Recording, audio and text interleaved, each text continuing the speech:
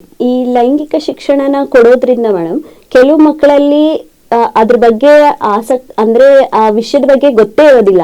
ಆ ಗೊತ್ತಿಲ್ದಿರೋ ಮಕ್ಕಳಿಗೆ ನಾವೇ ಹೇಳ್ಕೊಟ್ಟ ಹಾಗೆ ಅದ್ರಲ್ಲಿ ಏನೋ ಕುತೂಹಲ ಕೇಳಿಸ್ದಾಗೆ ಆಗುತ್ತಾ? ಅಂದ್ರೆ ನೀವು ಅದನ್ನ ಹೇಳೋ ರೀತಿಯಲ್ಲಿ ಹೇಳಿದ್ರೆ ಏನೂ ಆಗಲ್ಲ. ನೀವು ಅವರಿಗೆ ಪ್ರತಿ ಒಂದನ್ನು ನೀವು ಎಕ್ಸ್ಪ್ಲಿಸಿಟ್ಲಿ ಎಕ್ಸ್ಪ್ಲೇನ್ ಮಾಡ್ಬೇಕಾಗಿಲ್ಲ. ನೀವು ಇದಕ್ಕೆ ಒಳಗಾದ ನಿಮ್ಗೆ ಏನ್ ತೊಂದರೆ ಆಗುತ್ತೆ ಅನ್ನೋದು ನಾವು ಹೇಳ್ಕೊಡ್ಬೇಕಲ್ವಾ. ಈಗ ನೋಡಿ ಎಕ್ಸಾಂಪಲ್, ಒಂದು ಮನೆಯ ಹುಡುಗಿ ಅಪ್ಪ ಅಮ್ಮ ಕೂಲಿ ಕೆಲ್ಸಕ್ಕೆ ಹೋಗಿರ್ತಾರೋ ಏನೋ ಪಾಪ ಅವ್ರದ್ದು 108 ಒತ್ತಡಗಳು ಅವ್ರಿಗಿರುತ್ತೆ. ಈ ಒಂದೇ ಮಗು ಮನೇಲಿದ್ದು ನೆರೆಮನೆ ಹುಡುಗ ಚಾಕ್ಲೇಟ್ ಕೊಡ್ತೀನಿ ಅಂತ ಕರ್ಕೊಂಡು ಹೋದ್ರೆ ಈ ಹುಡುಗಿಗೆ ನಾಲೆಜ್ ಇಲ್ದಿದ್ರೆ ಚಾಕ್ಲೇಟ್ ಆಸೆಗೆ ಅವ್ರ ಮನೆಗೆ ಹೋಗುತ್ತೆ. ಅದೇ ಆ ಹುಡುಗಿಗೆ ನಾಲೆಜ್ ಇದ್ರೆ ಬೇಡ ಚಿಕ್ಕಪ್ಪ, ಬೇಡ ಅಂಕಲ್, ನಿನ್ ಚಾಕ್ಲೇಟ್ ನಮ್ಮ ಅಮ್ಮನ ಹತ್ರ ಹೇಳ್ತೀನಿ ಅಂತ ಹೇಳುತ್ತೆ. ಅಮ್ಮ ಬಂದ ತಕ್ಷಣ ಅಂಕಲ್ ಚಾಕ್ಲೇಟ್ ಕೊಡ್ತೀನಿ ಅಂತ ಹೇಳಿದ್ರು ಅನ್ನೋದನ್ನ ಹೇಳುತ್ತೆ. ಸೊ ಅಮ್ಮ ಹೇಳೋ ರೀತಿಯಲ್ಲಿ ನೈಸ್ ಆಗಿ ಪ್ರತಿಯೊಂದನ್ನು ಡೀಟೇಲ್ ಆಗಿ ಫಿಮೇಲ್ ಆರ್ಗನ್ಸ್ ಹೀಗಿರುತ್ತೆ, ಮೇಲ್ ಅಂತ ಏನ್ ಪ್ರತಿಯೊಂದು ಎಕ್ಸ್ಪ್ಲೇನ್ ಮಾಡ್ಬೇಕಂತ ಇಲ್ಲ. ಇಂಥದಕ್ ಹೋಗ್ಬೇಡ ಮಗಳೇ, ಇದು ನಿನಗೆ ಆರೋಗ್ಯಕ್ಕೆ ತೊಂದರೆ, ನಿನಗೆ ತೊಂದರೆ ಆಗುತ್ತೆ ಮುಂದೆ ಅನ್ನೋದನ್ನ ಒಂಥರ ಡೀಟೇಲ್ ಆಗಿ ಹೇಳದೆ ಹೋದ್ರು ಕೂಡ ಅದ್ರ ಬಗ್ಗೆ ಒಂದು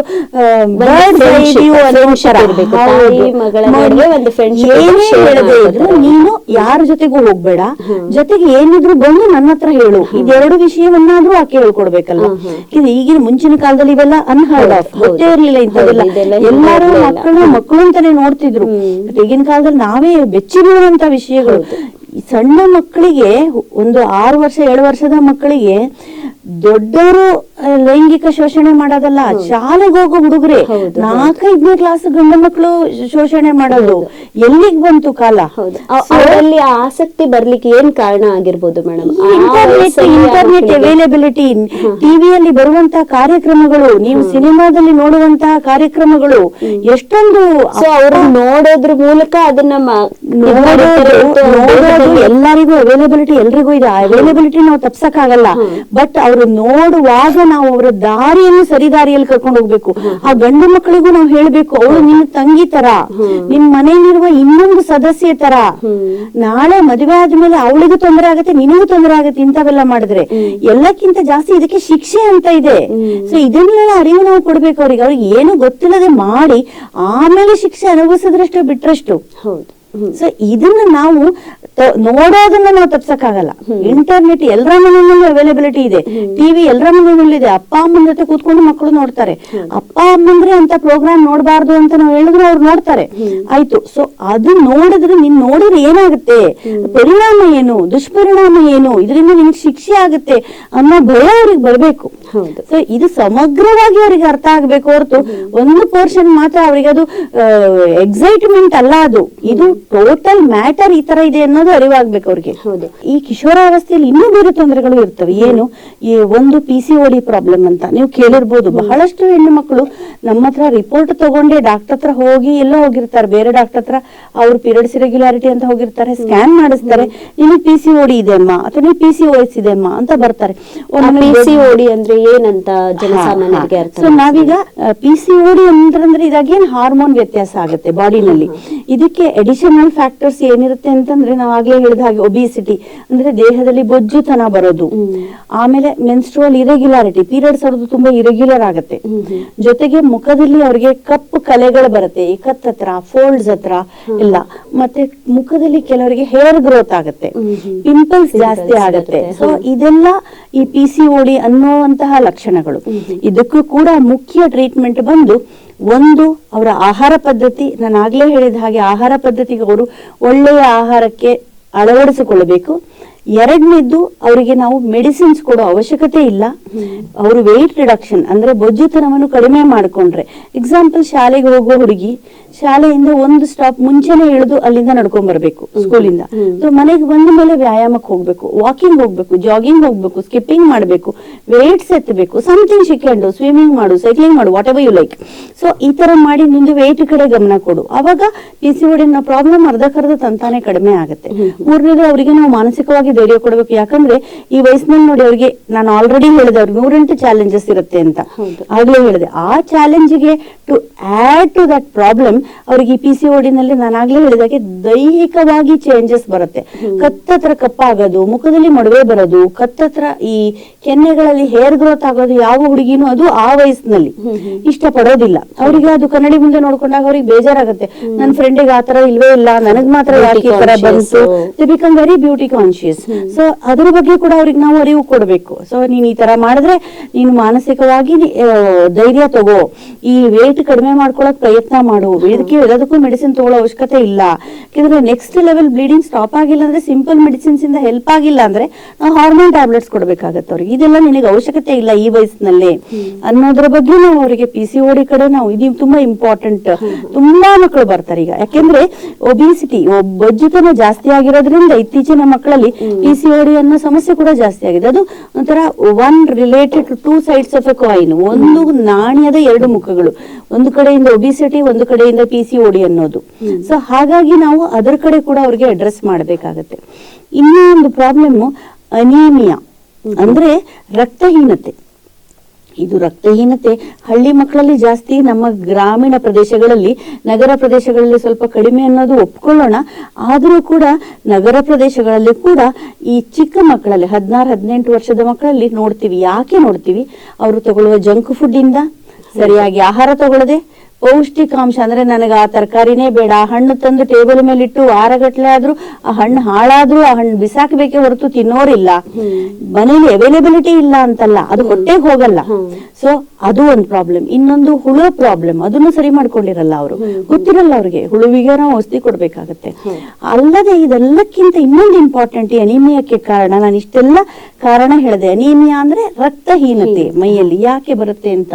ಅದ್ರಲ್ಲಿ ಇನ್ನೊಂದು ಇಂಪಾರ್ಟೆಂಟ್, ಪೀರಿಯಡ್ಸ್ ಟೈಮ್ ನಲ್ಲಿ ಎಸ್ಪೆಷಲಿ PCOD ಇದ್ದಾಗ ಅಥವಾ ಚಿಕ್ಕ ಮಕ್ಕಳಲ್ಲಿ, ನಾನು ಆಗ್ಲೇ ಹೇಳಿದೆ ಸಣ್ಣ 16 ವರ್ಷ 18 ವರ್ಷಕ್ಕಿಂತ ಮುಂಚೆ ಪೀರಿಯಡ್ಸ್ ರೆಗ್ಯುಲರ್ ಆಗಿರಲ್ಲ, ತಿಂಗಳಿಗೆ ಕರೆಕ್ಟ್ ಆಗಿ ಬರಲ್ಲ, ಡಿಲೇ ಆಗಬಹುದು.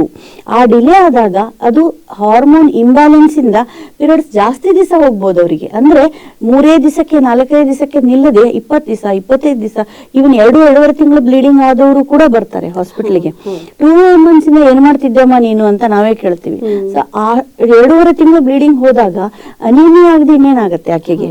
ಸೊ ಇದೆಲ್ಲ ಕಾರಣ ಅಪೌಷ್ಟಿಕವಾದಂತಹ ಆಹಾರ, ಪೌಷ್ಟಿಕತೆ ಇರುವಂತ ಕ್ವಾಲಿಟಿ ಫುಡ್ ತಗೊಳ್ಳದೆ ಇರುವಂತದ್ದು, ಪ್ಲಸ್ ಸ್ಕೂಲ್ಗೆ ಹೋಗ್ಬೇಕು, ಟೈಮ್ ಇಲ್ಲ, ಫುಡ್ ತಗೊಳಕ್ ಟೈಮ್ ಇಲ್ಲ, ಟ್ಯೂಷನ್ ಕ್ಲಾಸು, ಆ ಸ್ಟ್ರೆಸ್ ಇಂದ ಆಹಾರ ತಗೊಳಲ್ಲ. ಪ್ಲಸ್ ಈಗಲೇ ಹೇಳಿದ ಹಾಗೆ ನಾನು ಮೆನ್ಸ್ಟ್ರುವಲ್ ಇರೆಗ್ಯುಲಾರಿಟಿ ಪ್ರಾಬ್ಲಮ್. ಇನ್ನೂ ಒಂದು ಪ್ರಾಬ್ಲಮ್ ಏನು ಅಂತಂದ್ರೆ, ಎಷ್ಟೋ ಜನ ನಾನು ಅದು ತಗೊಂಡ್ರೆ ದಪ್ಪ ಆಗ್ತೀನಿ, ಅವ್ರಿಗೆ ತುಂಬಾ ಬ್ಯೂಟಿ ಕಾನ್ಶಿಯಸ್ ಇರ್ತಾರೆ. ಸೊ ಅವರು ಆಹಾರ ತಗೊಳಕ್ಕೆ ತುಂಬಾ ಹೆದರ್ಕೊಂತಾರೆ, ಬಹಳ ಡಯಟ್ ಮಾಡೋದು, ಇದು ಇನ್ನೊಂದು ಕಾರಣ. ಸೊ ಇದೆಲ್ಲ ಕಾರಣಗಳಿಂದ, ಇಷ್ಟೊತ್ತು ಹೇಳಿದ ಕಾರಣಗಳಿಂದ ಅನೀಮಿಯಾ ಅಥವಾ ರಕ್ತಹೀನತೆ. ಸೊ ಇವೆಲ್ಲ ಪ್ರಾಬ್ಲಮ್ಸ್ ಆ ಕಿಶೋರಿಯ ವಯಸ್ಸಿನಲ್ಲಿ, ಆ ಕಿಶೋರಾವಸ್ಥೆಯಲ್ಲಿ ಬರುವಂತಹ ಆರೋಗ್ಯದ ಸಮಸ್ಯೆಗಳು. ಈ ಒಂದು ಹೆಣ್ಮಕ್ಳಿಗೆ ಈ ಕಿಶೋರಾವಸ್ಥೆ ಅಂತ ಏನ್ ಹೇಳಿದ್ರಿ ನೀವು, ಆ ಒಂದು ಸ್ಟೇಜ್ ಅಲ್ಲಿ ಶಾಲೆನಲ್ಲಿ ನಾವು ಲೈಂಗಿಕ ಶಿಕ್ಷಣದ ಬಗ್ಗೆ ಕೊಡ್ಬೇಕು, ಮತ್ತೆ ಈ ಋತುಮತಿ ಆದಾಗ ಅವರು ಹೇಗಿರ್ಬೇಕು ಅನ್ನೋದ್ರ ಬಗ್ಗೆ ನಾವು ಕ್ಲಾಸ್ ಮಾಡ್ಬೇಕು ಅಂತ ಹೇಳಿದ್ರಿ.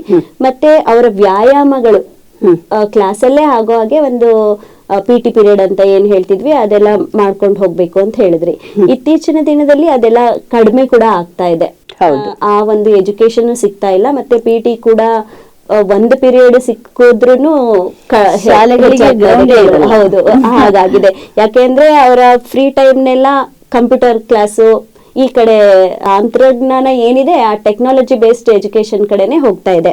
ಸೊ ಹೀಗಿರುವಾಗ ಮಕ್ಕಳಿಗೆ ಲೈಂಗಿಕ ಶಿಕ್ಷಣದ ಬಗ್ಗೆ ತಿಳಿ ಹೇಳ್ಬೇಕು ಅಂದ್ರೆ ಆ ಒಂದು ವಯಸ್ಸಲ್ಲಿ ಬೇರೆ ಯಾವ ಒಂದು ಮೂಲ ಇದೆ ಅಂತ. ಅದೇ ನಾನಾಗ್ಲೇ ಹೇಳಿದೆ ನೋಡಿ, ಮನೆಯಲ್ಲಿ ಫಸ್ಟ್ ಆಫ್ ಆಲ್ ಮನೆಯಲ್ಲಿ ಆದ್ಯತೆ ಕೊಡ್ಬೇಕು ಅದಕ್ಕೆ. ಅಮ್ಮ, ಅಕ್ಕ, ಅಜ್ಜಿ ಇಂಥವ್ರು ಆ ಮಗುವಿಗೆ ತಿಳಿ ಹೇಳ್ಬೇಕು.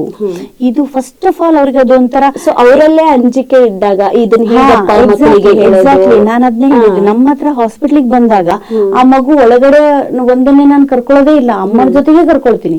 ಫಸ್ಟ್ ಆಫ್ ಆಲ್ ಅದು ಒಳಗಡೆ ಬರುವಾಗ ಡಾಕ್ಟರ್ ಏನ್ ಮಾಡ್ತಾರೋ ಅನ್ನೋ ಭಯದಿಂದ ಒಳಗೆ ಬರ್ತಾ ಇರುತ್ತೆ ಆ ಮಗು. ಸೊ ಅಂತ ಸಮಯದಲ್ಲಿ ನಾ ಹೇಳಿದೇನು ಕೇಳಿಸ್ಕೊಳ್ಳಲ್ಲ. ಜೊತೆಗೆ ಹೊರಗಡೆ ಕೂತಿರೋ ಅಮ್ಮನಿಗೂ ಆಂಗ್ಸೈಟಿ ಇರುತ್ತೆ, ಡಾಕ್ಟರ್ ಏನ್ ಹೇಳಿದ್ರು ನನಗೇನು ಗೊತ್ತಾಗ್ಲಿಲ್ಲ. ಯಾಕಂದ್ರೆ ಮಗುವಿಗಿಂತ ಜಾಸ್ತಿ ಆಂಗ್ಸೈಟಿ ಆಕೆಗಿರುತ್ತೆ. So it is one unit. ಅಮ್ಮ ಮಗು ಅನ್ನೋದು ಬೇರೆ ಅಲ್ಲ. ಸೊ ಇಬ್ರು ಒಳಗಡೆ ಕರೆದು ನಾವು ಅದ್ರ ಎಕ್ಸ್ಪ್ಲನೇಷನ್ ಅವ್ರಿಗೆ ಕೊಡ್ತೀವಿ. ಜೊತೆಗೆ ಶಾಲೆಯಲ್ಲಿ ಕೂಡ ಟೀಚರ್ಸ್ ಅದ್ರ ಬಗ್ಗೆ ಎಕ್ಸ್ಪ್ಲನೇಷನ್ ಕೊಡ್ತಾರೆ. ಈ ಪೇರೆಂಟ್ಸ್ ಟೀಚಿಂಗ್ ಮೀಟ್ ಅಂತ ಏನ್ ಕರೀತಾರೆ, ಸ್ಟೂಡೆಂಟ್ ಮೀಟ್ ಅಂತ, ಅದರಲ್ಲಿ ಕೂಡ ಅದ್ರ ಎಕ್ಸ್ಪ್ಲನೇಷನ್ ಕೊಡ್ತಾರೆ. ಅದಲ್ಲದೆ ಶಿಕ್ಷಕರು ಪೋಷಕರಿಗೆ ಟೀಚ್ ಮಾಡ್ಬೇಕು, ಮಕ್ಕಳಿಗೂ ಟೀಚ್ ಮಾಡ್ಬೇಕು. ಇದು ಅಲ್ಲದೆ ಪೋಷಕರು ಮಕ್ಕಳಿಗೆ ಓದೋದ್ರ ಕಡೆ ಹವ್ಯಾಸ ಬೆಳೆಸ್ಕೊಳ್ಳಿ, ಒಳ್ಳೆ ಪುಸ್ತಕಗಳನ್ನ ನೀವು ಓದಿ. ಇಂಟರ್ನೆಟ್ ಬಂತು ಅಂದಾಕ್ಷಣ ಎಲ್ಲವೂ ತಪ್ಪಲ್ಲ. ನಮಗೆ ಎಷ್ಟೊಂದು ಸಮಗ್ರ ಮಾಹಿತಿ ನಮ್ಮ ಬೆರಳು ತುದಿನಲ್ಲಿದೆ, ಅದನ್ನ ನಾವು ನೋಡ್ಬೇಕು. ಅದನ್ನ ಯಾವ ರೀತಿ ನಾವು ತಗೊಳ್ತೀವಿ ಅನ್ನೋದು ನಮಗ್ ಬಿಟ್ಟಿದ್ದು. ನೀವು ಒಳ್ಳೇದು ತಗೊಂಡ್ರೆ ಒಳ್ಳೆಯವರಾಗ್ತೀರಾ, ಕೆಟ್ಟ ತಗೊಳ್ತೀರಾ, ನೀವು ಹೋಗುವಂತಹ ದಾರಿ ನಿಮಗ್ ಸೇರಿದ್ದು, ಪೂರ್ತಿ ನಿಮ್ ಜವಾಬ್ದಾರಿ. ಆ ಮಗು ಚಿಕ್ಕದಿದ್ದಾಗ ಅದು ಯಾರ ಜವಾಬ್ದಾರಿ ಆಗ್ತದೆ? ಅವ್ರ ಅಮ್ಮಂದು ಅಪ್ಪಂದು ಮನೆಯವರ ಜವಾಬ್ದಾರಿ ಆಗುತ್ತೆ. ಸೊ ಆ ಮಗುವನ್ನು ಸರಿದಾರಿಯಲ್ಲಿ ನಡೆಸೋದು ಅವ್ರ ಜವಾಬ್ದಾರಿ. ಆದ್ರೆ ಟಿವಿನಲ್ಲಿ ಯಾವ ಪ್ರೋಗ್ರಾಮ್ಸ್ ನೋಡ್ಬೇಕು ಮಗು, ಅದನ್ನೇ ಫ್ರೆಂಡ್ಸ್ ಸರ್ಕಲ್ ಯಾವ ತರ ಇರಬೇಕು, ಪುಸ್ತಕಗಳು ಯಾವ ತರದ್ದು ಓದ್ಬೇಕು, ವಿಡಿಯೋಸ್ ನೋಡಿದ್ರೆ ಯೂಟ್ಯೂಬ್ ವಿಡಿಯೋಸ್ ಯಾವ ತರ ವಿಡಿಯೋಸ್ ನೋಡ್ಬೇಕು. ಈಗಿನ ಕಾಲದಲ್ಲಿ ಆಕ್ಚುಲಿ ಕಷ್ಟ ಎಷ್ಟಿದೆಯೋ, ನಮಗೆ ಸ್ವಾತಂತ್ರ್ಯ ಎಷ್ಟಿದೆಯೋ ಅಷ್ಟೇ ಸೌಖ್ಯವೂ ಇದೆ, ಅಷ್ಟೇ ನಮಗೆ ಸವಲತ್ತು ಇದೆ. ಈಗ ನಮ್ಗೆ ಮನೆಯಲ್ಲಿ ಕೂತ್ಕೊಂಡು ನಾವು ಯಾವುದೋ ಕಡೆ ಆಗುವಂತಹ ರಾಮಾಯಣ ಮಹಾಭಾರತವನ್ನು ಮುಂಚೆ ಎಲ್ಲಿ ನೋಡಕ್ಕಾಗ್ತಿತ್ತು? ಈ ತಂತ್ರಜ್ಞಾನದ ಸೌಲಭ್ಯ ಇಲ್ದಿದ್ರೆ ನಾವು ಊಹಿಸ್ಕೊಳ್ಬೇಕಾಗಿತ್ತೆ ಹೊರತು, ಒಂದು ರಣರಂಗವನ್ನಾಗ್ಲಿ ಕುರುಕ್ಷೇತ್ರವನ್ನಾಗ್ಲಿ ನಾವು ಊಹಿಸ್ಕೊಳ್ಬೇಕಾಗಿತ್ತೆ ಹೊರತು, ಈಗ ನಾವು ಟಿವಿಯಲ್ಲಿ ಎಷ್ಟು ಚಂದವಾಗಿ ಅದನ್ನ ನೋಡ್ತೀವಿ. ಸೊ ಮಗು ಅದನ್ನ ಮನೇಲಿ ಕೂತ್ಕೊಂಡು 4 ಗೋಡೆಯ ಭದ್ರತೆ ಒಳಗಡೆ ಎಷ್ಟು ಚಂದವಾಗಿ ನೋಡ್ಬೋದು. ಸೊ ಅದ್ರದ್ದು ಅಡ್ವಾಂಟೇಜು ಇದೆ.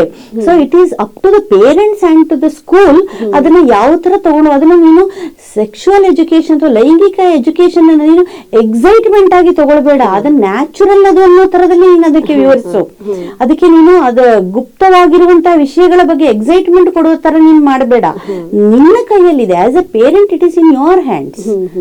ಆ ತರ ನಾನು ಹೇಳ್ತಾ ಇರೋದು. ಮತ್ತೆ ಈಗಿನ ಹೆಣ್ಮಕ್ಳಲ್ಲಿ ತುಂಬಾ ಅತಿಯಾಗಿ ಕಾಡ್ತಿರೋದು ಬ್ಯೂಟಿ ಕಾನ್ಶಿಯಸ್ ಮತ್ತೆ ಈ ಡಯಟ್ ಮಾಡ್ತಾ ಇರೋದ್ರಿಂದ ಅವ್ರ ಆರೋಗ್ಯದ ಮೇಲೆ ಯಾವ ರೀತಿ ದುಷ್ಪರಿಣಾಮ ಬೀರುತ್ತೆ, ಅಥವಾ ಡಯಟ್ ಮಾಡ್ತಾ ಇರೋದ್ರಿಂದ ಅವ್ರು ಏನ್ ಅನ್ಕೊಂಡಿದ್ದಾರೆ ತನ್ನ ಸೌಂದರ್ಯ ವೃದ್ಧಿ ಆಗುತ್ತೆ ಅಂತ, ಅದು ನಿಜಕ್ಕೂ ಸತ್ಯವಾಗ್ತಿದ್ಯಾ? ಡಯಟ್ ಅಂತಂದ್ರೆ it's a very wide term. Diet does not mean ನಾವು ಆಹಾರ ಕಟ್ ಮಾಡಿದೀವಿ, ತಿನ್ನುವಂತ ಆಹಾರವನ್ನು ಅರ್ಧ ಪೋರ್ಷನ್ಗೆ ತಿಂದಿದೀವಿ ಅಂತಂದ್ರೆ ಡಯಟ್ ಅಂತಲ್ಲ. ದಟ್ ಈಸ್ ಜನರು ಮಾತಾಡ್ತಾರೆ ಅಷ್ಟೇ. ಏನು ತೆಳ್ಳಗಾಗ್ಬಿಟ್ಟಿದ್ಯಾ, ಡಯಟ್ ಮಾಡ್ತೀಯಾ, that does not mean anything. ಅದರಿಂದ ಏನು ಅರ್ಥ ಇಲ್ಲ ಅದಕ್ಕೆ. ಡಯಟ್ ಅಂದ್ರೆ ನೀನು ತಗೊಳ್ಳುವ, ಈಗ ಈ ಹುಡುಗಿಯರ ಬಗ್ಗೆನೆ ಹೇಳೋಣ, ಅವರಿಗೆ ಸೌಂದರ್ಯದ ಬಗ್ಗೆನೆ ಕಾಳಜಿ ಜಾಸ್ತಿ ಇದೆ ಅನ್ನೋದ್ರ ಬಗ್ಗೆ ಗಮನವಿಟ್ಟುಕೊಂಡು ಡಯಟ್ ಬಗ್ಗೆ ಹೇಳೋಣ. ಡಯಟ್ ಅಂದ್ರೆ ಏನರ್ಥ ಅಂದ್ರೆ ನೀನು ಕ್ವಾಲಿಟಿ ಫುಡ್ ತಗೋ, ಒಳ್ಳೆಯ ಆಹಾರವನ್ನು ತಗೋ. ನೀನು ತಿನ್ನುವ ಆಹಾರ, ಈಗ ನೋಡಿ ನಾವು ಹೇಳ್ತೀವಿ ಕಾರ್ಬೋಹೈಡ್ರೇಟ್ ಅಂತ. ಕಾರ್ಬೋಹೈಡ್ರೇಟ್ ಜಾಸ್ತಿ ತಗೊಳ್ಬಾರ್ದು. ಈಗ ನಾವು ಅನ್ನ ತಗೊಳ್ತೀವಿ, ಗೋಧಿ. ನಮ್ಮ Indian food, especially south Indian, ನಮ್ಮ ದಕ್ಷಿಣ ಭಾರತದ ಆಹಾರದ ಪ್ರಮುಖ ಭಾಗ ನಮ್ಮ ಅಕ್ಕಿ, ಗೋಧಿ, ರಾಗಿ, ಇವೆಲ್ಲ ಕಾರ್ಬೋಹೈಡ್ರೇಟ್ ಜಾಸ್ತಿ. ಕಾರ್ಬೋಹೈಡ್ರೇಟ್ ಜಾಸ್ತಿ ತಗೊಳ್ಬಾರ್ದು. ಅವ್ರು ಏನ್ ಡಯಟ್ ಅಂದ್ರೆ ಅವರು ಹೊಟ್ಟೆ ತುಂಬಾ ಆಹಾರ ತಗೊಳ್ಬೇಕು, ಉಪವಾಸದಲ್ಲಿರ್ಬೇಕು, ಆಹಾರ ಭಾಗವನ್ನು ಕಟ್ ಮಾಡಬೇಕು, ಪೋರ್ಷನ್ ಇಷ್ಟು ತಿಂತಿರೋದನ್ನ ಹಸಿ ಹೊಟ್ಟೆಲಿ ಹೋಗ್ಬೇಕು, ಅರ್ಧ ಹೊಟ್ಟೆಲಿ ಹೋಗ್ಬೇಕು ಅಂತ ನಾವು ಹೇಳ್ತಾ ಇಲ್ಲ. ನಾವು ಹೇಳೋದು ಕ್ವಾಲಿಟಿ ಫುಡ್ ತಗೋ, ಅದರಿಂದನೇ ತೆಳ್ಳಗಾಗೋದು. ಆಹಾರ ಬಿಟ್ಟಾಕ್ಷಣ ತೆಳ್ಳಗಾಗಲ್ಲ. ಕಾರ್ಬೋಹೈಡ್ರೇಟ್ ಅಂದ್ರೆ ನೀನು ಅನ್ನ ಕಡಿಮೆ ಮಾಡು, ನೀನು ಬೇಳೆ ಜಾಸ್ತಿ ತಗೋ. ಈಗ ನೀನ್ ಚಪಾತಿ ತಗೊಂತೀಯ ಅಂದ್ರೆ ಅದ್ರ ದಾಲ್ ಜಾಸ್ತಿ ಯೂಸ್ ಮಾಡು, ತರಕಾರಿ ಜಾಸ್ತಿ ಯೂಸ್ ಮಾಡು, ಹಣ್ಣುಗಳನ್ನ ಪದೇ ಪದೇ ತಗೊಳ್ತಾ ಇರು, ನೀರು ಜಾಸ್ತಿ ಕುಡಿ. ಪ್ರಾಪರ್ ಆಹಾರ, ಕ್ವಾಲಿಟಿ ಆಹಾರ ಇಸ್ ಡಯಟ್. ಜಾಸ್ತಿ ಆಹಾರ ತಗೊಳ್ಳೋದು, ಯಾವುದೋ ಆಹಾರ ತಗೊಳ್ಳೋದು, ಅದನ್ನು ಕಡಿಮೆ ಮಾಡೋದು ಡಯಟ್ ಅಲ್ಲ. ನೀನು ತಗೊಳ್ಳುವ ಆಹಾರ ಸತ್ವಯುತವಾಗಿರ್ಬೇಕು, ದ್ಯಾಟ್ ಈಸ್ ಡಯಟ್. ಈ ಕಿಶೋರಿಯರು ಅನುಭವಿಸುವಂತ ಇನ್ಯಾವುದಾದ್ರೂ ಸಮಸ್ಯೆಗಳು ನೀವು ಕಂಡಿಡಿದಿದ್ರೆ, ಅಥವಾ ಕಿಶೋರಿಯರಿಗೆ ಏನಾದ್ರೂ ಕಿವಿ ಮಾತು ಹೇಳೋದಿದ್ರೆ ಏನಾದ್ರೂ ಇದೆಯಾ ಮೇಡಮ್? ಹೌದು, ಕಿವಿ ಮಾತು ಅಂದ್ರೆ ನಾನು ಹೇಳೋದು 2 ಮುಖ್ಯ. ಒಂದು, ನೀನು ಅಮ್ಮ ಅಪ್ಪಂದ್ರುಗಳು ಅವಳನ್ನ ಮಗಳು ಅನ್ನುವಂತ ತುಂಬಾ ವ್ಯಾಮೋಹದಲ್ಲಿ ಬೆಳೆಸಬಾರ್ದು. ಅಂದ್ರೆ ಕೆಳಗಡೆ ಬಿಡೋದೇ ಇಲ್ಲ, ಸೊಂಟದಲ್ಲೇ ಎತ್ಕೊಂಡಿರ್ತೀವಿ ಅನ್ನೋ ತರ ಮಾಡ್ತಾರೆ. ಅದು ತಪ್ಪು. ಅವರಿಗೆ ನಾಳೆ ಸದಾ ನೀವು ಅವ್ರ ಜೊತೆ ಇರಲ್ಲ. ನೀವು ಎಲ್ಲ ನಾಳೆ ಹಾಸ್ಟೆಲಿಗೆ ಕಳಿಸಿದ್ರಿ, ಪರ ದೇಶಕ್ಕೆ ಕಳಿಸಿದ್ರಿ, ಗಂಡನ ಜೊತೆ ಮದುವೆ ಮಾಡಿ ಕಳಿಸಿದ್ರಿ, ಅವಳು ಸ್ವತಂತ್ರವಾಗಿ ಬದುಕುವುದನ್ನು ಅವಳಿಗೆ ಹೇಳ್ಕೊಡ್ಬೇಕು. ಅರ್ಥಾತ್ ಅವಳು ಸರಿ ದಾರಿಯಲ್ಲಿ ಹೋಗ್ಬೇಕು ಅಂತ ಅವಾಗಿಂದ ಹೇಳ್ತಾ ಇದ್ದೀನಿ. ನೀವು ಮುಂದೆಯಿಂದ ಹೋಗಿ ಅವಳನ್ನ ಹಿನ್ನಡೆಸಬೇಡಿ, ಅವಳು ಮುಂದೆ ಹೋಗ್ಲಿ, ನೀವು ಹಿಂದಿನಿಂದ ಅವಳು ಹೋಗ್ತಿರೋದು ಸರಿನಾ ಅನ್ನೋದು ನೋಡಿ. ಬೀಳ್ಲಿ, 4 ಸತಿ ಬೀಳ್ಲಿ, ನಡೆಯುವಾಗ ತಪ್ಪಲ್ಲ, ಬಟ್ ಮತ್ತೆ ಸರಿದಾರಿಗೆ ಬರುವಂತೆ ನೀವು ಹಿಂದ್ಗಡೆಯಿಂದ ಅವಳನ್ನ ಹಿಂಬಾಲಿಸಿಕೊಂಡು ಮಾರ್ಗದರ್ಶನ ಮಾಡಿ, ನೀವೇ ಮುಂದೆ ಹೋಗಿ ಹೀಗೆ ಮಾಡು ಹಾಗೆ ಮಾಡು ಅಂದ್ರೆ ಅವರಿಗೆ ತಪ್ಪು ಸರಿ ಗೊತ್ತಾಗದಿರೋ ಹಾಗೆ ನಿರ್ಣಯವನ್ನು ಅವರಿಗೆ ಮಾಡಲಿಕ್ಕೆ ಆಗದಂತ ಮನೋಭಾವವನ್ನು ಅವರಿಗೆ ತರಬೇಡಿ.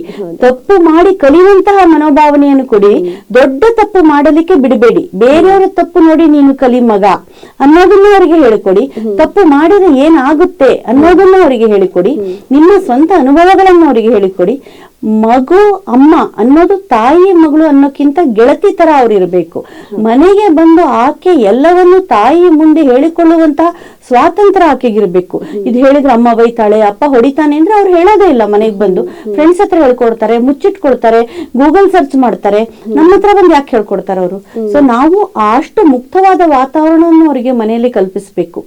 ಶಾಲೆಯಲ್ಲಿ ನಾವು ಎಲ್ಲ ಹೇಳಕ್ ಆಗಲ್ಲ, ಯಾಕಂದ್ರೆ ಟೀಚರ್ಗಳು ತರಗತಿ ಚೇಂಜ್ ಆಗತ್ತೆ, ಅವರಿಗೂ 108 ಮಕ್ಕಳು ನೋಡ್ಕೊಳ್ಬೇಕು. ಓವರ್ ಆಲ್ ಅವರು ಅವರಿಗೆ ಸಹಾಯ ಮಾಡಬಹುದೇ ಹೊರತು ಪ್ರತಿ ಮಗುವಿಗೂ ಅವರು ಗಮನ ಕೊಟ್ಟು ಕಾನ್ಸಂಟ್ರೇಟ್ ಮಾಡಿ ಎಲ್ಲವನ್ನು ತಿದ್ದಿ ತೀಡಿ ಪ್ರತಿಯೊಂದನ್ನು ಹೇಳ್ಕೊಡಕ್ ಆಗೋದಿಲ್ಲ. ಆ ಕೆಲಸ ಮನೆಯಲ್ಲೇ ಆಗ್ಬೇಕು. ಇದು ಏನಾದ್ರೂ ಒಂದು ರೀತಿ ಅತಿಯಾದ ಸ್ವಾತಂತ್ರ್ಯ ಕೊಟ್ಟ ಹಾಗೆ ಆ ಮಗುವಿನಲ್ಲಿ ಏನಾದ್ರೂ ಆಗುತ್ತಾ, ಅಥವಾ ನನ್ನ ಪೋಷಕರು ನನ್ನ ಒಳ್ಳೇದಕ್ಕೆ ಹೇಳ್ತಿದ್ದಾರೆ ಅಂತ ಎಲ್ಲ ಮಕ್ಕಳು ತಿಳ್ಕೊಳ್ಳೋದಿಲ್ಲ, ಅದರಲ್ಲಿ ಬೇರೆ ಬೇರೆ ತರ ನೆಗೆಟಿವ್ ಆಗಿ ತಗೊಳ್ಳೋ ಅಂತ ಸನ್ನಿವೇಶಗಳು ಕೂಡ ಸೃಷ್ಟಿಯಾಗುತ್ತೆ. ಅಂತ ಸಮಯದಲ್ಲಿ ಅದನ್ನ ಹೇಗೆ ಸರಿದಾರಿಗೆ ತಗೋಬಹುದು ಪೋಷಕರು? ಒಂದು ಚಿಕ್ಕ ವಯಸ್ಸಿಂದನೇ ಇದು ಆಗ್ಬೇಕು. ಇದು ಆ ಹುಡುಗಿ 8ನೇ ಕ್ಲಾಸ್ 9ನೇ ಕ್ಲಾಸ್ ಬಂದ ಮೇಲೆ ಇದು ಹೆಮ್ಮರವಾಗಿದ್ದನ್ನ ಬಗ್ಸಕ್ ಆಗಲ್ಲ, ನಿಮಗ್ ಗೊತ್ತು. ಚಿಕ್ಕ ವಯಸ್ಸಿನಲ್ಲೇ ಇದು ಕೆಲಸ ಆಗ್ಬೇಕು. ಅದು ಆಗ್ಬೇಕು ಅಂತಂದ್ರೆ ಅಪ್ಪ ಅಮ್ಮನೇ ಸರಿಯಾಗಿರ್ಬೇಕು. ಅಪ್ಪ ಕುಡ್ಕೊಂಡ್ ಬರೋದು, ಸಿಗರೇಟ್ ಸೇದ್ಕೊಂತ ಬರೋದು, ಪ್ಲಸ್ ಇನ್ನೇನೇನೋ ಎಲ್ಲ ದುಶ್ಚಟಗಳನ್ನ ಅಮ್ಮ ಅಪ್ಪ ಹೊತ್ಕೊಂಡ್ರೆ ಮಗು ನಾವು ಹೇಳಿದ್ದನ್ನ ಕಲ್ತ್ಕೊಳ್ಳೋದಕ್ಕಿಂತ ನೋಡಿ ಕಲಿಯುತ್ತೆ. ಹೌದು ಹೌದು. ನಮ್ಮ ಮುಂದೆ ಮಾಡದೆ ಹೋದ್ರು ಭಯಕ್ಕೆ, ಕುತೂಹಲಕ್ಕೆ ನಮ್ಮ ಹಿಂದೆ ಮಾಡತ್ತೆ. ಸೊ ಅದು ಫಸ್ಟ್ ಕೆಲಸ ಆಗ್ಬೇಕು. ಜೊತೆಗೆ ನಾವು ಏನು ಹೇಳಿಕೊಡ್ತೀವೋ ಅದನ್ನ ನಾವು ಮಾಡ್ಬೇಕು. ನೀನ್ ಹೀಗೆ ಸತ್ಯವನ್ನು ಹೇಳು ಅಂತ ಹೇಳಿದ್ರೆ, ನಾವು ಸುಳ್ಳು ಹೇಳಿದ್ರೆ, ಮೊಬೈಲ್ ನಾವು ಸುಳ್ಳು ಹೇಳಿದ್ರೆ ಅದು ಅಲ್ಲೇ ಕೇಳುತ್ತೆ. ಆ ಫೋನ್ ನಲ್ಲಿ ಆ ಕಡೆಯವ್ರಿಗೆ ಕೇಳೋಂಗೆ ಕೇಳುತ್ತೆ ಅದು. ಸೊ ಅದು ನಮ್ ಕೈನಲ್ಲೇ ಆಗ್ಬೇಕು. ಜೊತೆಗೆ ಇದು ಚಿಕ್ಕ ವಯಸ್ಸಿನಲ್ಲೇ ಆಗ್ಬೇಕು. ದೊಡ್ಡ ವಯಸ್ಸಾಗೋ ತನಕ ಬಿಟ್ಟು, ಎಸ್ಪೆಷಲಿ ಇನ್ನೊಂದು ಫ್ಯಾಕ್ಟ್ ನಾವಾಗ್ಲೇ ಹೇಳ್ಬೇಕಾಗಿತ್ತು, ಮರೆತಿದ್ದು ಅಂದ್ರೆ ಮದ್ಯ ವ್ಯಸನ ಜೊತೆಗೆ ಡ್ರಗ್ಸ್ ತಗೊಳ್ಳೋದು ಬಹಳ ಬಹಳ ಜಾಸ್ತಿ ಆಗಿದೆ ಇತ್ತೀಚಿನ ಕಾಲದಲ್ಲಿ. ಮನೆಯಲ್ಲೇನೆ ಅದರಲ್ಲೂ ತಂದೆ ತಾಯಿ ಇಬ್ರು ಕೂಡ ಈ ಒಂದು ಮದ್ಯ ವ್ಯಸನಿಗಳಾಗಿರೋದು ದುರಂತ ಕೂಡ ಇತ್ತೀಚಿನ ದಿನಗಳಲ್ಲಿ. ಇದು ಕೂಡ ಮಕ್ಕಳ ಮೇಲೆ ತುಂಬಾನೇ ದುಷ್ಪರಿಣಾಮ ತಗೊಳ್ಳೋದು. ಅದು ಇನ್ನೊಂದು ಇಂಪಾರ್ಟೆಂಟ್ ಫ್ಯಾಕ್ಟರ್. ಬಿಗಿನಿಂಗ್ ನಲ್ಲಿ ಯಾರಿಗೂ ಗೊತ್ತಾಗಲ್ಲ, ಎಲ್ಲ ಚೆನ್ನಾಗಿರುತ್ತೆ. ಒಂದು ಸ್ಟೇಜ್ ಅಲ್ಲಿ ಅದರಿಂದ ಹೊರಗೆ ಬರಲಿಕ್ಕಾಗದಂತಹ ಪರಿಸ್ಥಿತಿ ಕ್ರಿಯೇಟ್ ಆಗುತ್ತೆ ನೋಡಿ. ಅದು ಒಂಥರ ದಯನೀಯವಾದ ಶೋಚನೀಯವಾದಂತಹ ಪರಿಸ್ಥಿತಿ. ಅಡಲ್ಟ್ಸ್ ಹೇಗೋ ಆಗೋಯ್ತು, ಅವ್ರದ್ದು ಒಂದು ಲೈಫ್ ಒಂದು ಸೆಟ್ ಆಯ್ತು, ಮನೆ ಆಯ್ತು, ಮಕ್ಕಳಾಯ್ತು, ದಾರಿ ಆಯ್ತು. ಚಿಕ್ಕ ಮಕ್ಕಳು 8ನೇ ಕ್ಲಾಸ್ 9ನೇ ಕ್ಲಾಸ್ ಮಕ್ಕಳು ಡ್ರಗ್ಸ್ ತಕೊಂಡ್ರೆ ಅವರ ಭವಿಷ್ಯವೇ ಮುರುಟಿ ಹೋಗುತ್ತೆ. ಈವನ್ ಡಿ ಅಡಿಕ್ಷನ್ ಸೆಂಟರ್ ಅದು ಇದು ಏನ್ ಸೇರ್ಸಿದ್ರು ಅಷ್ಟೇ, ಮುಂಚಿನ ಪ್ರತಿಭಾವಂತ ಮಗುವನ್ನು ಹುಡುಕೋದು ಕಷ್ಟ ಆಗತ್ತೆ ಅದೆಲ್ಲದರಿಂದ. ಸೊ ಇದೆಲ್ಲ ಪಾಠ ನೀವೇ ಆಗ್ಲೇ ಹೇಳಿದ ಹಾಗೆ ಮನೆಯೇ ಮೊದಲ ಪಾಠಶಾಲೆ, ತಾಯಿಯೇ ಮೊದಲ ಗುರು. ಹೌದು, ಹೆಣ್ಣೊಂದು ಅರಿತರೆ ಮನೆ ಮಂದಿ ಎಲ್ಲ ಆರೋಗ್ಯವಂತರೇ ಅನ್ನೋ ಹಾಗೆ. ಹೌದು. ಇದುವರೆಗೂ ಕಿಶೋರಿಯವ್ರಿಗೆ ನೀವು ತುಂಬಾ ಕಿವಿ ಮಾತುಗಳನ್ನ ಹೇಳಿದಿರ ಮೇಡಮ್. ನಾವ್ ಏನೇ ಕಿವಿ ಮಾತು ಹೇಳಿದ್ರು, ಪೋಷಕರೇ ಆಗ್ಲಿ ಶಿಕ್ಷಕರೇ ಆಗ್ಲಿ, ಎಷ್ಟೇ ಜಾಗ್ರತೆ ವಹಿಸಿದ್ರು ಕೂಡ, ಅವ್ರಿಗೆ ಎಷ್ಟೇ ಶಿಕ್ಷಣ ಕೊಟ್ಟರು ಕೂಡ, ನಾವು ಅಲ್ಲಲ್ಲೇ ಬಾಲ್ಯ ವಯಸ್ಸಲ್ಲೇ ಗರ್ಭಧಾರಣೆ ಮಾಡಿರುವಂತ ಹೆಣ್ಮಕ್ಳನ್ನ ಎಷ್ಟೋ ಕಡೆ ನಾವು ನೋಡಿದ್ವಿ. ಅಂದ್ರೆ ಅತ್ಯಾಚಾರಕ್ಕೆ ಒಳಗಾಗಿರ್ಬೋದು, ಬಲಾತ್ಕಾರಕ್ಕೆ ಒಳಗಾಗಿರ್ಬೋದು, ಮನೆಯವರಿಂದನೇ ಲೈಂಗಿಕ ದೌರ್ಜನ್ಯಕ್ಕೆ ಒಳಗಾಗಿರುವಂತ ಹೆಣ್ಣು ಮಕ್ಕಳು, ಅದರಲ್ಲೂ ಅಪ್ರಾಪ್ತ ವಯಸ್ಕರು ಒಂದು ಹಂತದಲ್ಲಿ ಅಂದ್ರೆ ಇನ್ನು ಬಾಲ್ಯದಲ್ಲೇನೆ ಗರ್ಭಧಾರಣೆ ಮಾಡಿರುವಂತ ನಿದರ್ಶನಗಳನ್ನ ನಾವು ನೋಡ್ತಾ ಇದೀವಿ. ಹೀಗೆ ಅಚಾತುರ್ಯವಾಗಿ ನಡೆದಾಗ ಆ ಮಕ್ಕಳಿಗೆ ಹೇಗೆ ನೀವು ಧೈರ್ಯ ತುಂಬ್ತೀರಾ, ಅಥವಾ ಅದನ್ನ ಹೇಗೆ ಆ ಒಂದು ಗರ್ಭನ ಉಳಿಸ್ಕೋಬೇಕು ಅಂತ ಹೇಳ್ತೀರಾ, ಅಥವಾ ಅವ್ರಿಗೆ ಏನ್ ಸಜೆಷನ್ ಕೊಡ್ತೀರಾ ಮೇಡಮ್? ಇದ್ರಲ್ಲಿ ನೋಡಿ 2 ಆಸ್ಪೆಕ್ಟ್ ಇದೆ. ಒಂದು ಆಸ್ಪೆಕ್ಟ್ ನೀವು ಹೇಳಿದ ಹಾಗೆ ಆ ಹುಡುಗಿ ಮೇಲೆ ಬಲವಂತವಾಗಿ ಆಕೆಯ ವಿರುದ್ಧವಾಗಿ, ಆಕೆಯ ಇಚ್ಛೆಯ ವಿರುದ್ಧವಾಗಿ ಆಗಿರುವಂತಹ ಗರ್ಭಧಾರಣೆ. ಆಗ್ಲೇ ಹೇಳಿದ ಹಾಗೆ ನೀವು ಮನೆಯವರಿಂದ ಇರ್ಬೋದು, ಯಾರಿಂದನೇ ಇರ್ಬೋದು. ಇದು ಒಂದು ವಿಷಯ. ಇದು ಪಾಕ್ಸೋ ಕಾಯಿಲೆ ಕಾನೂನು ಅಡಿಯಲ್ಲಿ ಇದು ದಾಖಲಾಗುತ್ತೆ. ಇದು ಅತ್ಯಂತ ಗಂಭೀರವಾದಂತಹ ಅಪರಾಧ ಇದು. ಈ ಸಮಸ್ಯೆ ಇದ್ದಾಗ ನಾವಾಗ್ಲೇ ಹೇಳಿದ ಹಾಗೆ ಸೆಕ್ಷುವಲ್ ಎಜುಕೇಶನ್ ಕೊಡಬೇಕು. ಇದೆಲ್ಲದರಿಂದ ತಕ್ಕ ಮಟ್ಟಿಗೆ ಅದನ್ನು ತಡಿಬಹುದು. ಆದ್ರೆ ಈ ಮಕ್ಕಳಲ್ಲಿ ಪ್ರೆಗ್ನೆನ್ಸಿ ಆದಾಗ ಏನಾಗುತ್ತೆ, ಅವ್ರಿಗೆ ಅದು ಪ್ರೆಗ್ನೆನ್ಸಿ ಅನ್ನೋದೇ ಗೊತ್ತಾಗಲ್ಲ. ಯಾಕೆಂದ್ರೆ 2-3 ವಿಷಯ ನೋಡಿ. ಒಂದು, ಆಗ್ಲೇ ಹೇಳಿದಾಗೆ ಪೀರಿಯಡ್ಸ್ ರೆಗ್ಯುಲರ್ ಆಗ್ತಾ ಇರಲ್ಲ. ಈಗ ಅಡಲ್ಟ್ಸ್, ಈಗ ನಿಮ್ಮ ವಯಸ್ಸಿನಲ್ಲಿ 20 ವರ್ಷ 25 ವರ್ಷದ ಹೆಣ್ಣು ಮಕ್ಕಳು ಏನ್ ಮಾಡ್ತಾರೆ, ಪೀರಿಯಡ್ಸ್ ರೆಗ್ಯುಲರ್ ಆಗದೆ ಇದ್ದಾಗ ಪ್ರೆಗ್ನೆನ್ಸಿ ಏನೋ ಅಂತ ಬರ್ತಾರೆ. ಆ ವಯಸ್ಸಿನಲ್ಲಿ ಅವ್ರಿಗೆ ಅರಿವೇ ಇರಲ್ಲ ಇದು ಪ್ರೆಗ್ನೆನ್ಸಿ ಅನ್ನೋದು ಅವ್ರಿಗೆ ಗೊತ್ತಿರಲ್ಲ ಪಾಪ. 2ನೇದು, ಪೀರಿಯಡ್ಸ್ ಕೂಡ ಇರೆಗ್ಯುಲರ್ ಆಗ್ತಾ ಇರೋದ್ರಿಂದ ಅದು ಪ್ರೆಗ್ನೆನ್ಸಿ ಅಲ್ಲ, ನನಗೆ ರೆಗ್ಯುಲರ್ ಆಗಿ ಪೀರಿಯಡ್ಸ್ ಪೋಸ್ಟ್ಪೋನ್ ಆಗ್ತಿದ್ಯಲ್ಲ ಅನ್ನೋ ದೃಷ್ಟಿಯಿಂದ ಬರ್ತಾರೆ. ಅದು 6 ತಿಂಗಳವರೆಗೂ ಕಾಯ್ತಾ ಕೂರೋಂತ ಒಂದು ಸನ್ನಿವೇಶಗಳು ಕೂಡ ಇರುತ್ತೆ. 6 ತಿಂಗಳೇನು, ನನ್ನ ಹತ್ರ ಒಂದು ಪೇಷಂಟ್ ಬಂದು 1 ಅವರ್ ಒಳಗಡೆ ಡೆಲಿವರಿ ಆಗಿರುವಂತ ಪೇಷಂಟು ಬಂದಿದ್ದಾರೆ. ಅಲ್ಲಿವರೆಗೂ ಹೌದು. ಎಸ್ಪೆಷಲಿ ಈ ಗ್ರಾಮೀಣ ಕಡೆಯಲ್ಲಿ ಅವರಿಗೆ ಅದು ಯಾಕೆ ಗೊತ್ತಾಗಲ್ಲ, ಅಷ್ಟೊಂದು ಮೌಢ್ಯತೆ ಇದೆಯಾ, ನಮಗೆ ಆಶ್ಚರ್ಯ ಆಗುತ್ತೆ. ಆದ್ರೆ ಆ ತರದವ್ರು ಬಂದಿದ್ದಾರೆ, ಹೊಟ್ಟೆ ನೋವು ಅಂತ ಬಂದಿದ್ದಾರೆ. ನೋಡಿದ್ರೆ ಮಗು ಹೊಟ್ಟೆ ಒಳಗಡೆ ಓಡಾಡಿದ್ದು ಗೊತ್ತಾಗಿಲ್ಲ, ಡಾಕ್ಟರ್ ಹತ್ರ ತೋರಿಸ್ಕೊಂಡು ಇಲ್ಲ, ಏನೇನೂ ಇಲ್ಲ, ಬಂದಿದ್ದು ಡೆಲಿವರಿ ಆಗಿರೋದು. ಅಷ್ಟೊಂದು ಲೇಟ್ ಸನ್ನಿವೇಶಗಳು ಕೂಡ ಇರ್ತವೆ. ಆಯ್ತು, ಸೊ ಇದು ಒಂದು ತರ ಸನ್ನಿವೇಶ. ಇನ್ನೊಂದು ನಾನು ಹೇಳೋದು, ಅವರೇ ಇಚ್ಛೆಗೊಳಗಾಗಿ ಪ್ರೆಗ್ನೆನ್ಸಿ ಮಾಡ್ಕೊಂಡಿರೋದು. ಅಂದ್ರೆ ತಪ್ಪು ಅಂತ ಅವರಿಗೆ ಗೊತ್ತಿಲ್ಲದೆ ಗಂಡು ಹುಡುಗರ ಸಂಪರ್ಕಗಳನ್ನ ಇಟ್ಕೊಳ್ಳೋದು, ತುಂಬಾ ಸ್ವೇಚ್ಛಾಚಾರವಾದಂತಹ ಜೀವನ. ಮನೇಲಿ ಆತರ ಇರ್ಬೋದು, ಅಥವಾ ಅಪ್ಪ ಅಮ್ಮನ ಗಮನ ಹರಿಸ್ತಾನೆ ಇಲ್ಲದೆ ಇರ್ಬೋದು, ಅಪ್ಪ ಅಮ್ಮಂದ್ರ ವರ್ತನೆನೂ ಆತರ ಇರ್ಬೋದು. ಲೇಟ್ ನೈಟ್ ಪಾರ್ಟಿಗಳು, ಕಿಟ್ಟಿ ಪಾರ್ಟಿಗಳು, ಮದ್ಯಪಾನದ ಪಾರ್ಟಿಗಳು ಮನೇಲಿ ನಡೀತಿರ್ಬೋದು, ಗೊತ್ತಿಲ್ಲ ನನಗೆ, ಅದರ ಡೀಟೇಲ್ಸ್ ನಾನು ಹೋಗಲ್ಲ. ಬಟ್ ಅದನ್ನ ವಿರೋಧಿಸಿ ಆಗಿರುವಂತಹ ಪ್ರೆಗ್ನೆನ್ಸಿ ಅಲ್ಲ, ಸಹಕಾರ ಕೊಟ್ಟು ಮಾಡ್ಕೊಂಡಿರುವಂತಹ ಪ್ರೆಗ್ನೆನ್ಸಿಯ ಹುಡುಗಿಯರು ಬರ್ತಾರೆ. ತುಂಬಾ ಜನ ಬಾಯ್ ಫ್ರೆಂಡ್ಸ್ ಇರೋದು, ಈ ತರ ಪ್ರಾಬ್ಲಮ್ಸ್ ಗಳು ಕೂಡ ಈಗಿನ ಕಾಲದಲ್ಲಿ ಅಚ್ಚರಿಯ ವಿಷಯ ಏನಲ್ಲ. ಇದು ಸಂಗತಿ ಒಂಥರ ದಿನನಿತ್ಯದಲ್ಲಿ ನಮ್ಮ ಜೀವನದಲ್ಲಿ ಅಳವಡಿಸಿಕೊಂಡು ಹೋಗುವಂತಹ ವಿಷಯ ಅನ್ನುವಷ್ಟು ಸಾಮಾನ್ಯ ಆಗ್ಬಿಟ್ಟಿದೆ. ಸೊ ಆ ತರದವರು ಬರ್ತಾರೆ. ಈಗ ಇದೆಲ್ಲದಕ್ಕೆ ಏನಾಗುತ್ತೆ ಅಂದ್ರೆ, ಅವರಿಗೆ ಅಲ್ಟಿಮೇಟ್ಲಿ ಏನ್ ಬೇಕು ಅನ್ನೋದು ನಾವು ಕೇಳಬೇಕು. ಈಗ ಅಡ್ವಾನ್ಸ್ಡ್ ಪ್ರೆಗ್ನೆನ್ಸಿ ಆಗಿ ಬಂದ್ರೆ 8 ತಿಂಗಳು 9 ತಿಂಗಳು ಬಂದ್ರೆ ಅವ್ರು ಡೆಲಿವರಿ ಆಗ್ಲೇಬೇಕು. ಆ ಮಗುನು ತೆಗಿಯಕ್ ಆಗೋದು ಇಲ್ಲ, ತೆಗೆದ್ರೆ ಆ ಮಗು ಬದುಕಿರತ್ತೆ. ಒಂದನೇ ವಿಷಯ. 5 ತಿಂಗಳ ಮೇಲೆ, ಸಾಧಾರಣವಾಗಿ 6-7 ತಿಂಗಳ ಮೇಲೆ ಮಗು ಬದುಕಿರತ್ತೆ. ಸೊ ಲೇಟ್ ಆಗಿ ಬಂದ್ರೆ ಅದನ್ನ ಏನು ಮಾಡಕ್ಕಾಗಲ್ಲ, ಡೆಲಿವರಿ ಮಾಡ್ಬೇಕಾಗತ್ತೆ ಅಷ್ಟೇ. ನಾವು ಅರ್ಲಿ ಸ್ಟೇಜ್ ನಲ್ಲಿ ಬಂದಾಗ ಅವ್ರಿಗೆ most of them do not want to continue the pregnancy. ಯಾಕಂದ್ರೆ ಮಾಡಿಕೊಳ್ಳುವ ತನಕ ಅವರು ಯೋಚನೆ ಮಾಡಿರಲ್ಲ, ಪ್ರೆಗ್ನೆನ್ಸಿ ಆದ್ಮೇಲೆ ಎಲ್ಲಿಲ್ಲದ ದಿವ್ಯ ಜ್ಞಾನ ಬಂದು ಬಿಡುತ್ತೆ. ನನಗೆ ಈಗ ಪ್ರೆಗ್ನೆನ್ಸಿ ಬೇಡ ಅನ್ನೋಂತ ಅರಿವು, ಎಮರ್ಜೆನ್ಸಿ, ಆ ಧಾವಂತ ಆ ಟೈಮ್ ನಲ್ಲಿ ಸ್ಟಾರ್ಟ್ ಆಗುತ್ತೆ. ಇದೆಲ್ಲದಕ್ಕೂ ಬೆಂಕಿಗೆ ತುಪ್ಪ ಸುರಿಯೋ ತರ ಅವರಿಗೆ, ಐ ಮೀನ್ ಟು ಸೇ, ಸಹಕಾರ ಆಗೋ ತರ ಈಗ MTP ಟ್ಯಾಬ್ಲೆಟ್ಸ್ ಬಂದಿದೆ. ಮುಂಚಿನ ತರ ಡಾಕ್ಟರ್ ಹತ್ರ ಹೋಗ್ಲೇಬೇಕು ಅನ್ನೋ ಸನ್ನಿವೇಶ ಇಲ್ಲ ಈಗ. ಅಂದ್ರೆ ಅವರು ನಮಗ್ ಗೊತ್ತಾಗದಾಗೆ ಲಂಚ್ ಟೈಮ್ MTP ಅಂತ ಕರಿತೀವಿ ನಾವು. ಮೆಡಿಕಲ್ ಸ್ಟೋರಿಗೆ ಬರೋದು, MTP ಟ್ಯಾಬ್ಲೆಟ್ ತಗೊಳ್ಳೋದು, ಆರಾಮಾಗಿ ಮಾತ್ರೆ ನುಂಗ್ಕೊಳ್ಳೋದು, ಪ್ರೆಗ್ನೆನ್ಸಿ ರಿಮೂವ್ ಮಾಡ್ಕೊಳ್ಳೋದು. ಅದ್ರ ಪ್ರಾಬ್ಲಮ್ಸ್ 108 ಇದೆ ಬಿಡಿ, ಅದನ್ನ ಬೇಕಾದ್ರೆ ಇನ್ನೊಂದ್ ದಿವಸನೇ ಮಾತಾಡೋಣ. ಬಟ್ ಸೊ ಅಷ್ಟು ಸಲೀಸಾಗಿ ಮಾತ್ರೆಗಳು ಸಿಗುವಾಗ, OTC ಅಂದ್ರೆ ಓವರ್ ದ ಕೌಂಟರ್ ಡ್ರಗ್ಸ್ ಅಂತೀವಿ, ಸಿಗುವಾಗ it is not supposed to be dispensed like that. It is not an over OTC drug. ಆದ್ರೂ ಕೂಡ ಅದು ಸಿಗುವಾಗ ಅವರು ಅದನ್ನ ಯೂಸ್ ಮಾಡ್ಕೊಳ್ತಾರೆ. ನಮ್ಮ ಹತ್ರ ಡಾಕ್ಟರ್ ಹತ್ರ ಬರುವಂತ ಅವಶ್ಯಕತೆ ಇಲ್ಲ, ಬೈಪಾಸ್ ಮಾಡಿ ಮೆಡಿಕಲ್ ಸ್ಟೋರ್ ಅಲ್ಲಿ ಮಾತ್ರೆಗಳು ಸಿಗುವಾಗ ಅವರಿಗೆ ಈ ತರ ಪ್ರೆಗ್ನೆನ್ಸಿ ಆದ್ರೂ ಕೂಡ ನಮಗೆ ಆರಾಮಾಗಿ ಪ್ರೆಗ್ನೆನ್ಸಿ ಕಳ್ಕೊಂಡ್ವಲ್ಲ ಅನ್ನುವಂತಹ ಧೈರ್ಯ ಬರುತ್ತೆ. ಕೆಟ್ಟ ಹುಮ್ಮಸ್ಸಿನಿಂದ ಅವರು ಮುಂದೆ ಕೂಡ ಅಂತ ಪ್ರೆಗ್ನೆನ್ಸಿಗೆ ಆಹ್ವಾನ ನೀಡಬಹುದು. ಅದರಿಂದ ಪ್ರಾಬ್ಲಮ್ ಆಗುತ್ತೆ ಅಂತ ಅವರಿಗೆ ಅರಿವು ಕೂಡ ಇರೋದಿಲ್ಲ ಟೈಮ್, ಆ ಏಜ್ ನಲ್ಲಿ. ಇದು 2ನೇದು. 3ನೇದು, ಅಡ್ವಾನ್ಸ್ಡ್ ಪ್ರೆಗ್ನೆನ್ಸಿ ಆದ್ರೆ, ಸೇ 12 ವೀಕ್ಸ್ ಅಂದ್ರೆ 3 ಮಂತ್ಸ್ ಪ್ರೆಗ್ನೆನ್ಸಿ ಎಲ್ಲ ಆದ್ರೆ ಬಂದು ಡಾಕ್ಟರ್ ಸಹಾಯದಿಂದ ಅವರು ತೆಗೆಸ್ಕೊಳ್ಬೇಕಾಗತ್ತೆ ಅಂತಹ ಪ್ರೆಗ್ನೆನ್ಸಿ.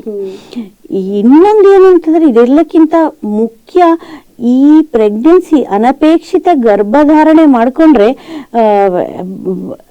ಈ ಲೈಂಗಿಕತೆಗೆ ಒಂದು ಚೌಕಟ್ಟು ಹಾಕೊಳ್ಳದೆ ಹೋದ್ರೆ ಈ ಸೆಕ್ಷುವಲಿ ಟ್ರಾನ್ಸ್ಮಿಟೆಡ್ ಡಿಸೀಸಸ್ ಅಂದ್ರೆ ಈ ಲೈಂಗಿಕತೆಯಿಂದ ಬರುವಂತಹ ಕಾಯಿಲೆಗಳು ನೀವೇ ಕೇಳಿದ್ರೆ ಏಡ್ಸ್ ಕಾಯಿಲೆಗಳು, HBsAg ಕಾಯಿಲೆಗಳು, HPV ಕಾಯಿಲೆಗಳು ಅಥವಾ STD ಲೈಕ್ ಸಿಫಿಲಿಸ್, ಗೊನೋರಿಯಾ, 108 ಕಾಯಿಲೆಗಳು ಬರುವಂತಹ ಚಾನ್ಸ್ ಇರುತ್ತೆ.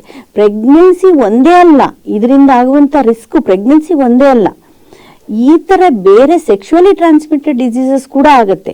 ಸೊ ಇದೆಲ್ಲ ಆದ್ರೆ ಮುಂದೆ ಆಕೆಗೆ ಪ್ರೆಗ್ನೆನ್ಸಿ ಆಕೆಗೆ ತೊಂದರೆ ಆಗುತ್ತೆ. ಯಾಕಂದ್ರೆ ಗರ್ಭಕೋಶ ಇನ್ಫೆಕ್ಷನ್ ಆಗುತ್ತೆ, ಟ್ಯೂಬ್ಸ್ ಬ್ಲಾಕ್ ಆಗ್ಬೋದು, ಮುಂದೆ ಬೇಕು ಅಂತ ಅಂದಾಗ ಪ್ರೆಗ್ನೆನ್ಸಿ ಆಗದಿರುವಂತಹ ಪರಿಸ್ಥಿತಿಯನ್ನು ಆಕೆ ತನ್ನ ಮೇಲೆ ಎಳ್ಕೊಳ್ಬಹುದು. ಸೊ ಇದೆಲ್ಲ ಪ್ರಾಬ್ಲಮ್ಸು ಈ ಕಿಶೋರಿಯರಲ್ಲಿ ಗರ್ಭಾವಸ್ಥೆ ಆದ್ರೆ ಈ ತರ ಎಲ್ಲ ಪ್ರಾಬ್ಲಮ್ಸ್ ಆಗ್ಬೋದು ಅಂತ ಸಂಕ್ಷಿಪ್ತವಾಗಿ ಹೇಳಬಲ್ಲೆ. ಹೌದು. ಇದುವರೆಗೂ ನೀವು ಕಿಶೋರಿ ಅವರ ಬಗ್ಗೆ ಅವರು ಎಷ್ಟೆಲ್ಲ ಸಮಸ್ಯೆಗಳನ್ನ ಎದುರಿಸ್ಬೇಕಾಗತ್ತೆ, ಮತ್ತೆ ಅವರು ಹೇಗೆ ಎಚ್ಚೆತ್ಕೋಬೇಕಾಗತ್ತೆ, ಯಾವ ಯಾವ ಒಂದು ಅಂಶಗಳನ್ನ ಪಾಲನೆ ಮಾಡಿದ್ರೆ ತಮ್ಮ ಜೀವನವನ್ನ ಒಂದು ಸುಗಮವಾಗಿ ಸಾಗಿಸ್ಬೋದು ಅನ್ನೋದ್ರ ಬಗ್ಗೆ ತುಂಬಾ ಚೆನ್ನಾಗಿ ತಿಳಿಸ್ಕೊಟ್ಟಿದ್ದೀರಾ ಮೇಡಮ್. ಇದುವರೆಗೂ ನಮ್ಮ ಆರೋಗ್ಯ ಅಧ್ಯಾತ್ಮ ಕಾರ್ಯಕ್ರಮದಲ್ಲಿ ಉತ್ತಮ ಮಾಹಿತಿಯನ್ನ ತಿಳಿಸಿಕೊಟ್ಟಂತಹ ನಿಮಗೆ ಹೃತ್ಪೂರ್ವಕ ಧನ್ಯವಾದಗಳನ್ನ ಹೇಳ್ತಾ ಇದ್ದೀನಿ ಮೇಡಮ್. ನನಗೂ ಅಷ್ಟೇ. ನಾನು ಇವಾಗ ಏನು ಮಾತನಾಡಿದೆ 1 ಗಂಟೆ ಇರ್ಬೋದು, ಆ ಕಾಲಾವಕಾಶದಲ್ಲಿ ಮಾತನಾಡಿದ್ದನ್ನ ಒಂದಷ್ಟು ಜನ ವೀಕ್ಷಕರು ಕೇಳ್ಕೊಂಡು ಅದರ ಸದುಪಯೋಗ ಪಡ್ಕೊಂಡು ಅದೊಂದು ಕಿವಿ ಮಾತು ನಮ್ಮ ಒಳ್ಳೇದಕ್ಕೆ ಡಾಕ್ಟರ್ ಹೇಳಿದ್ದಾರೆ ಅಂತ ಅದನ್ನ ಅವರು ಜೀವನದಲ್ಲಿ ಅಳವಡಿಸಿಕೊಂಡ್ರೆ ಅದು ನಮಗೆ ಆಗುವಂತಹ ಅತಿ ದೊಡ್ಡ ಉಪಯೋಗ, ಲಾಭ ಅಥವಾ ನನಗೆ ಸಿಕ್ಕ ದೊಡ್ಡ ಪುರಸ್ಕಾರ ಅಂತ ನಾನು ತಿಳ್ಕೊಳ್ತೀನಿ. ಮತ್ತೆ ಈ ಕಿಶೋರಿಯರ ಸಮಸ್ಯೆ ಅಷ್ಟೇ ಅಲ್ಲ, ಮುಂದೆ ಹೆಣ್ಮಕ್ಳು ಏನೆಲ್ಲ ಸಮಸ್ಯೆಗಳನ್ನ ಎದುರಿಸ್ತಾರೆ, ಗರ್ಭಾವಸ್ಥೆ ಆಗಿರ್ಬೋದು, ಗರ್ಭ ಧರಿಸೋದಾಗಿರ್ಬೋದು ಅಥವಾ ಬಂಜೆತನ ಇರ್ಬೋದು, ಇದ್ರ ಬಗ್ಗೆ ಎಲ್ಲ ನಾವು ಮುಂದಿನ ಸಂಚಿಕೆಗಳಲ್ಲಿ ಹೆಚ್ಚು ಮಾತನಾಡೋಣ ಅಂತ ಹೇಳ್ತಾ ಇವತ್ತಿನ ಈ ಆರೋಗ್ಯ ಆಧ್ಯಾತ್ಮ ಕಾರ್ಯಕ್ರಮವನ್ನ ಮುಗಿಸೋಣ. ಪ್ರಿಯ ವೀಕ್ಷಕರೇ, ಇದುವರೆಗೂ ಆರೋಗ್ಯ ಆಧ್ಯಾತ್ಮ ಅನ್ನೋ ಕಾರ್ಯಕ್ರಮದಲ್ಲಿ ಶ್ರೀಮತಿ ಡಾಕ್ಟರ್ ರೇಖಾ ರಾಜೇಂದ್ರ ಕುಮಾರ್ ಅವರು ನಿಮ್ಗೆ ಉಪಯುಕ್ತವಾಗುವಂತಹ ಹಲವಾರು ಮಾಹಿತಿಗಳನ್ನ ತಿಳಿಸ್ಕೊಟ್ಟಿದ್ದಾರೆ. ಆರೋಗ್ಯವನ್ನ ಹೆಚ್ಚಿಸುವಂತಹ ಮಾಹಿತಿಗಳನ್ನ ತಿಳಿಯುತ್ತಾ ಆರೋಗ್ಯವನ್ನ ಸುಧಾರಿಸ್ಕೊಳ್ಳಿ ಅಂತ ಹೇಳ್ತಾ ನಿಮ್ಮೆಲ್ರಿಗೂ ನನ್ನ ಹೃತ್ಪೂರ್ವಕ ನಮಸ್ಕಾರಗಳನ್ನ ತಿಳಿಸ್ತಾ ಇದ್ದೀನಿ. ನಿರಂತರವಾಗಿ ನೋಡ್ತಾ ಇರಿ ಶ್ರೀ ಬಸವ ಟಿವಿ. ಇದು ಸಂಸ್ಕಾರದ ಬೆಳಕು. ಶರಣು ಶರಣಾರ್ಥಿ.